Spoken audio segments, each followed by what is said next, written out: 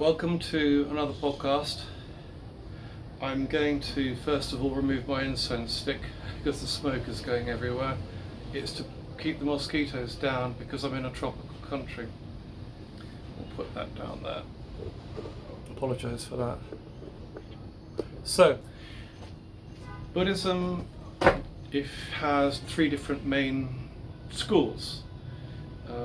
In Christianity we tend to call them denominations.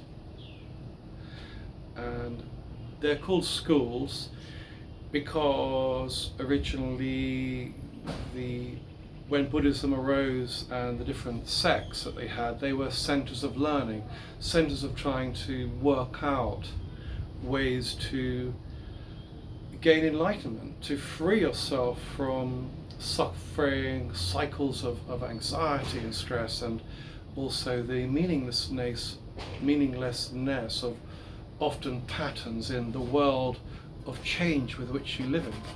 It's called the patterns of cyclical existence, called samsara, and we become fettered and bound by the actions that we do as we go through our lives engaging with the world around us.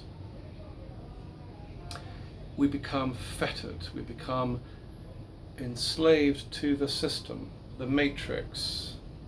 So Buddhism is very much about how to free ourselves from the cycles, and Buddhism has three different types, and so they're called schools because the art of Buddhism it's a journey of ways and means. It's a practical application in order to free yourself. It's like you need to know the combination to undo the combination lock, the numbers sequence, and then you can become free. It literally has some of that implication. Whereas in Christianity, through merit, through love, through action, through following the teachings of Jesus Christ, then one may hope to receive the Holy Spirit, be blessed by the Holy Spirit, and thereby gain some salvation and some liberation. Whereas in Buddhism, it teaches that the journey must begin from within, through yourself and through your own actions. So the word schools is very much applied because they had different formula. If you know anything about Buddhism, you will probably have come across the terms Vajrayana, Mahayana, and Hinayana. And Hinayana has another name called Theravada. What happened was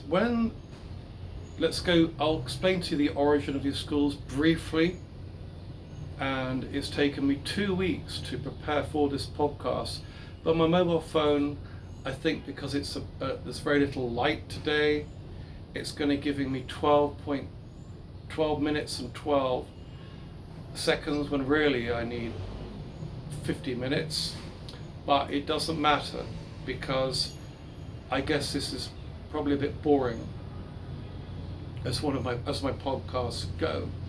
Let's tuck in, let's get into this. So when there was the fifth Buddha, I believe, Shakyamuni Buddha, came along, and commonly called and wrongly called the Buddha. He was a Buddha. He gave his teachings about how we interact with the world and how a formula to escape from the physical world around us.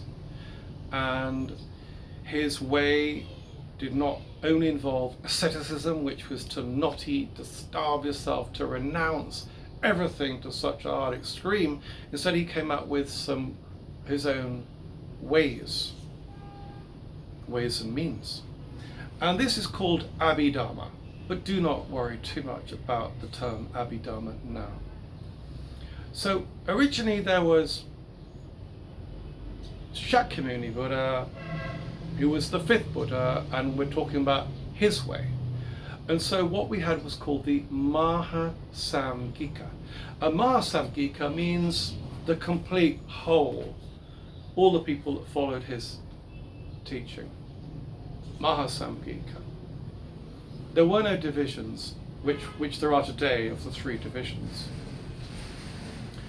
And there was the Mahasamgika, such as in Christianity, when Jesus crucified and was resurrected on the cross, or from the tomb, there was only one school of Christianity, where then people started to interpret it. Then there became the Eastern Orthodox Church, there became Catholicism, then there became Protestantism, Evangelicalism, Mormonism. You get the idea that everyone tries to conceptualize what Jesus really meant, and in order to get the right way, in order to be in Christianity, salvation. In Buddhism it was the same. We had what's called the Mahasamgika. And the Buddha's teachings were not written down for 450 years after his death. They weren't written down because there was an oral tradition, and people would pass information around by memorizing what he said, memorizing what he said. So there came a point where other Buddhist ideas started to come in, started to interpret the idea, for example, of what is relatively true around us, or what is ultimate truth. Ultimate truth transcends the relative truth around us. So we look at relatively. I have some green tea, an abacus, I have a flask of water, I have a symbol. There's a relative truth localized to where I am, and then there is an ultimate truth.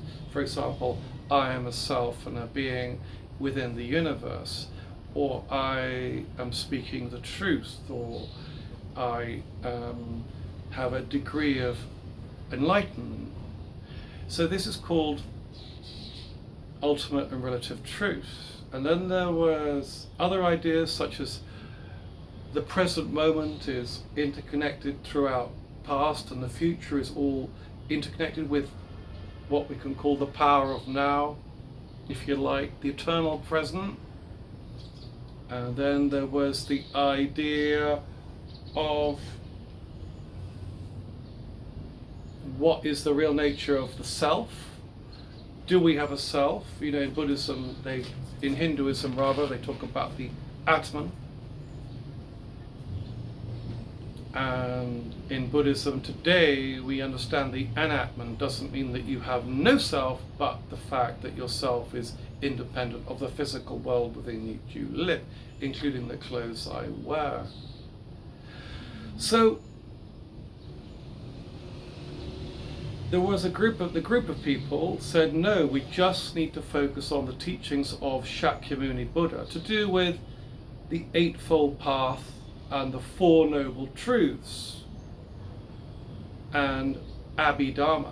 So look up these if you're not sure what the Eightfold Path is or the Four Noble Truths are. You can either refer to one of my podcasts which concern these, or do look up online. But these were the central teachings of Shakyamuni Buddha.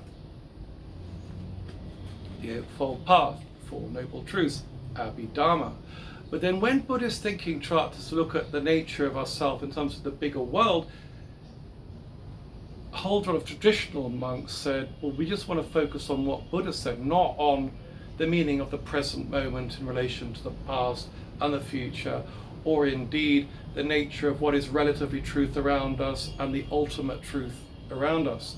So they had these divisions, and after what's called, they had the second council, the traditional monks just wanted to focus on what Buddha did, Shakyamuni Buddha taught, and that ended up becoming the Buddhism of Sri Lanka, and then from Sri Lanka it went to Thailand, Cambodia, Laos, Burma, and this is what's called Theravada Buddhism. They just focus on the original teachings of Shakyamuni Buddha, whereas Mahayana means the greater, and it comes from the original, before there was any split, any break, any schism within the Buddhist school into these different sub-schools of different ideas, and each sub-school had its own idea in terms of, as I've said, how does the past and the future relate to the present, and then the idea of luminous emptiness, how the consciousness can be conceived as a luminous emptiness. And then the Mahasamgika had the Theravada. They had ideas of Pure Land, Buddha Pure Lands. And so the Buddha Pure Lands was the Buddhism that in Mahayana, which went through to China and Japan, Tibet, in Nepal, of course, and up northern Kashmir. This is called Mahayana. So Mahayana Buddhism embraces many, many more ideas, concepts about how to become enlightened and awoken, become a Buddha.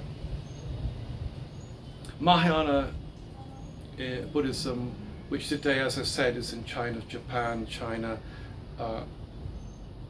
Nepal, northern Kashmir. They have the idea of Buddha Pure Man. So if you've heard of Amitabha Buddha, Akshobhya Buddha, Dipankar Buddha, all these Pure Land Buddhas, the idea of Buddhist Pure Lands, then that is Mahayana Buddha, because it's beyond the original restricted scope of just referring what Shakyamuni Buddha taught, Gautama Buddha taught. He didn't go on and talk about Buddha nature in terms of Pure Land Buddhism and Amitabha and the transcendent Buddha families, the Panchen Buddhas, the Dhyani Buddhas, or luminous emptiness, or the idea of time and the present and the future, relative truth and ultimate truth, and the idea of the womb of being, the central Tathagata nature of the Dharmakaya.